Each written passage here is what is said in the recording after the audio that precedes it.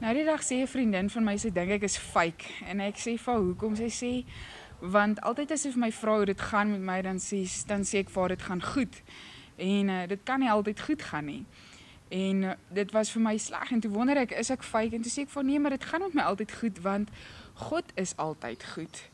En dit gaan nie noodwendig oor my omstandighede. Natuurlik kry ons almal afdae en as daar wat dit sleg gaan en wat ons gespanne is en hartseer is, maar as ek moet antwoord oor hoe dit gaan, dan is dit goed want God is altyd goed. En ek dink aan die teks wat ons almal ken en ons sing die liedjie in ons skole al vir jare wat sê Filippense 4 vers 4 sê verbly jou in die Here.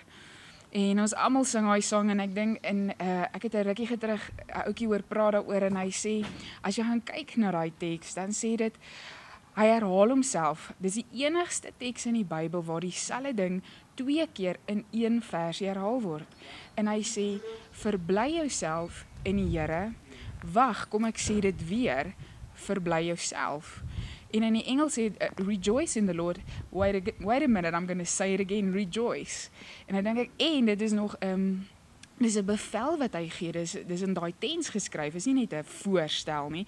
Dis nie soos ag wees happy wanneer jy so voel nie. Dis 'n opdrag van die Here dat ons onsself sal verbly in hom. En ek dink nie daar's iets fake daaroor nie. Ek dink wanneer jou vreugde, jou lewensvreugde in God is, dan is dit altyd dieselfde.